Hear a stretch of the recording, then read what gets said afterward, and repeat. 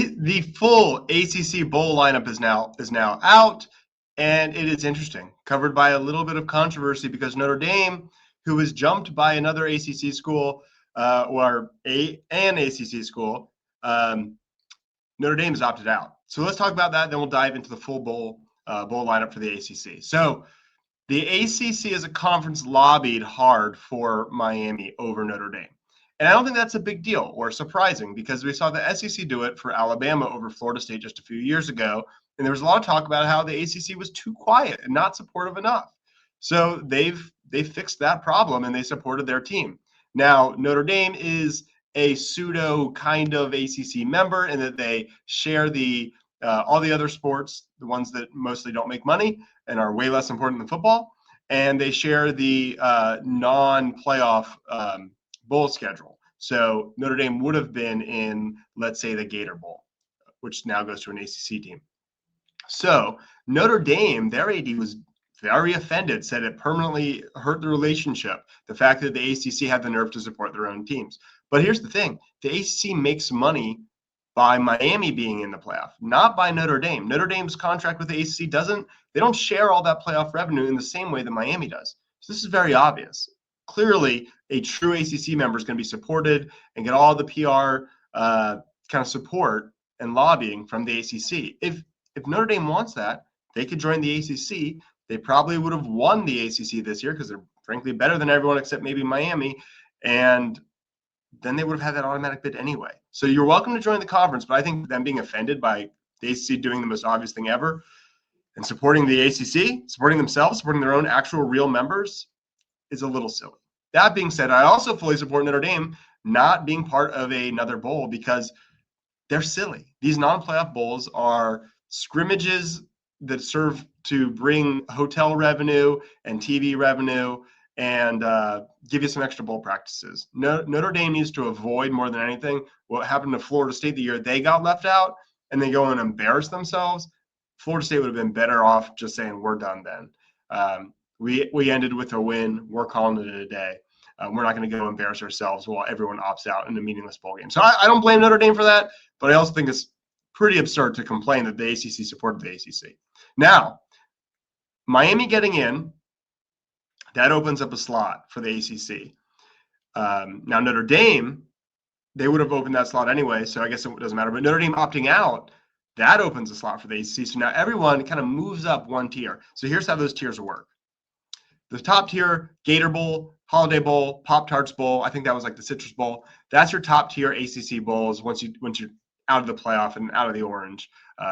So those are decent, somewhat historic. Pop-Tart doesn't sound that way because it's not shown as Citrus Bowl, but those are decent enough bowls. The second tier, the Duke's Mayo Bowl, which I remember I went to as a student back when it was the Yankee Car Care. It's changed names a couple times. That's an okay one. It's close. I don't really love Charlotte in December, but that is what it is. The Tony the Tiger Bowl makes it look not what it is, but it's the Tony the Tiger Sun Bowl, which is actually a historic bowl. Weird location, El Paso, but it's actually a legitimately historic bowl. The Bad Boy Mowers Pinstripe Bowl.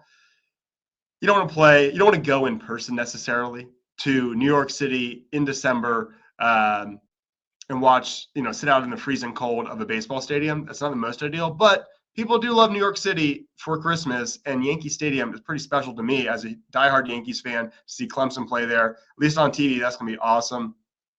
And then, so the way that works is the top tier, those three schools, they don't have like a clear order where the Gator Bowl is better than the Holiday or vice versa.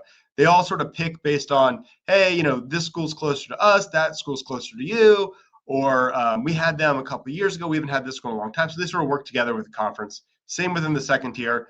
And then this last tier is where things kind of get mixed up, and depending on how many teams are bowl eligible and all of that. So with all of that being said, here's how the bids went. The top tier, we have Virginia, SMU, and Georgia Tech. Some interesting matchups. I've got over here, I'll read from this. This is my list of spreads here. So Virginia is a pretty heavy dog. The biggest underdog of any ACC bowl is Virginia. It's 7 points, or for an ACC team is Virginia, full touchdown to Missouri. If they win that, it would really help their season seem a lot more legit. to get an 11th win, to end with a win over SEC team, to avoid losing back-to-back games to end the year. And the Gator Bowl is a decent historic bowl. If you want to make this a really special, memorable year, go win that Virginia. I don't really think they will, but it's really hard to pick anything before opt out. So Virginia, Gator Bowl, that's an interesting one. Holiday Bowl over in San Diego, SMU versus Arizona. SMU is a 1.5-point dog. I just think highly of Rhett Lashley. I'm shocked that they lost to Cal still, but I think SMU can very much win that game. I have them highlighted as one of my 2 upset winners. Georgia Tech against BYU. Georgia Tech is a dog, only 2.5 points as of recording to BYU, a team that played for a conference championship. They lost to Texas Tech twice. They didn't really have any great wins. And you could probably say the same about Georgia Tech. They played a relatively soft schedule, started losing there towards the end. I'd be really surprised if Georgia Tech won this. Appreciate all these Georgia Tech fans who have joined the channel, subscribed. So thank you. I'll be rooting for you guys. But I think BYU is really good, and I think Georgia Tech has faded really hard as the years went on. If this was 2 months ago, I feel a lot better about Georgia Tech. But after seeing them struggle against Pitt, then on defense, and then the offense against Georgia, I think that's going to be a tough one. I want to pause real quick and tell you how you could support this channel. Certainly liking this video and subscribing to the channel helps a lot. And another thing you can do is support our sponsors. One of them, Section 103. They released a line of Clemson apparel. This shirt is part of that line. This one features the Clemson cadence count.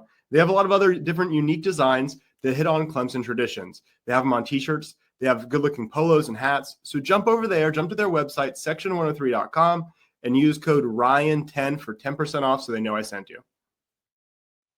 Now let's continue to the next tier of bowls. This is that second tier, and the Duke's Mayo Bowl in Charlotte gets Wake Forest. Now, Wake, they ended in a pretty disappointing fashion with that loss to Duke that enabled Duke to go kind of almost screw things up. I guess they didn't technically because Notre Dame got jumped for no reason at the very end. So maybe they didn't, but still disappointing end. Now they can go get win number 9, I guess it would be, against an SEC school, and I think it's kind of winnable. I'm hesitant to pick any ACC team to beat an SEC team this particular year, but they're only 3-point dogs. I think it's realistic. It's in their home turf. It'll probably be a pretty even crowd, though, given the size of the schools. But that's a fairly interesting ACC-SEC matchup. It's really like upper half of the ACC versus lower half of the SEC. So you would like to see them win that. But moving on, Pinstripe Bowl, Clemson versus Penn State. I'm embarrassed to admit this, but I will. That was my national championship game at the start of the year. That was literally it. I had Penn State over Clemson in the national championship, and now it is Penn State -1. Penn State is favored by 1 against Clemson in the Pinstripe Bowl. So really disappointing. Don't know who's going to play in this. We'll see opt-outs still waiting on that, really from both sides.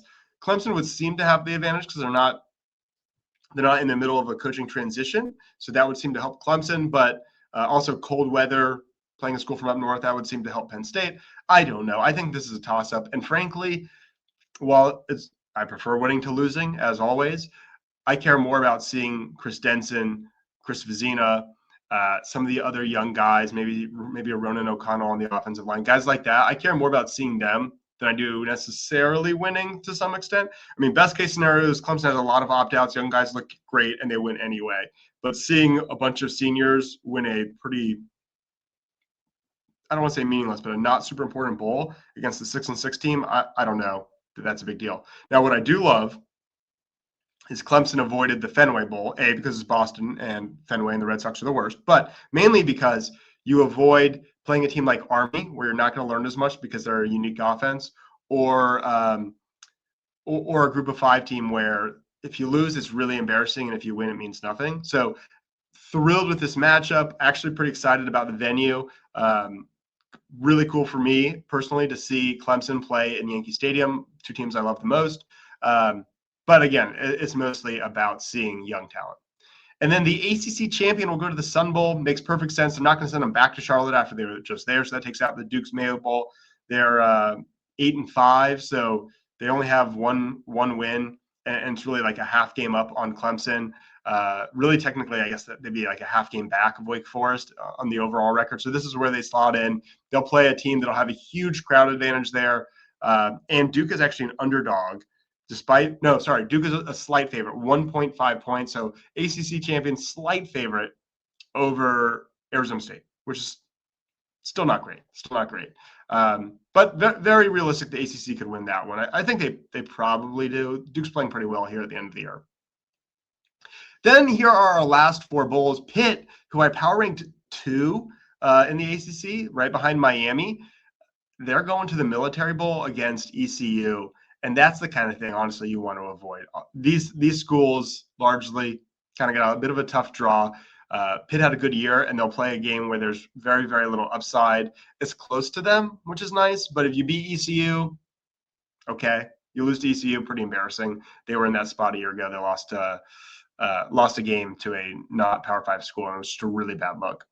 Boca Raton Bowl, I won't say this is too bad because that's a fun one to attend if you're a Louisville fan, but Louisville really faded down the stretch, and I think that hurt them a lot in this bowl selection process. They'll face Toledo. They are the biggest favorite of any game in the ACC Bowl lineup at 9.5 point spread. I think they take care of business. NC State gets Memphis in Tampa for the Gasparilla Bowl. They are also a big favorite at 5.5 points.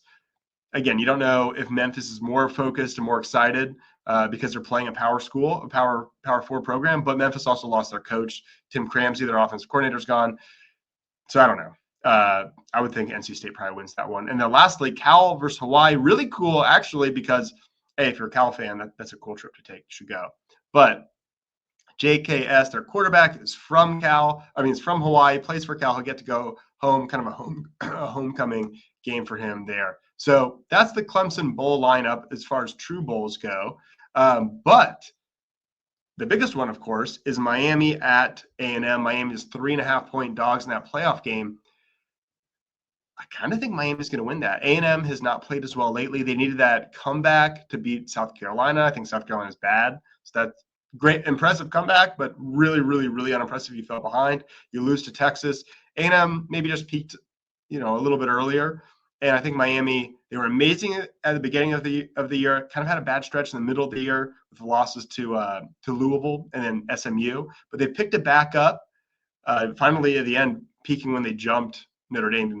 They didn't do anything that week, but they finished strong by blowing out Pitt, which I thought was key for them, and was probably a key data point in them jumping. Although, if I'm honest, I think it's just because the ACC would have been left out otherwise. But I think Miami is a team that wins. So I have, and this is before knowing anything about opt-outs, but I think NC State, Louisville, Cal, Pitt, and SMU are the ACC winners in the regular bowl games, plus Miami. So that's 5 out of 5 out of 10. So hopefully Clemson or the ACC in general and Clemson can avoid any sort of more embarrassment they've already suffered lately with a decent bowl slate. Let me know what you think. What bowls are you mad that you didn't get a bowl? Are you thrilled to get a matchup?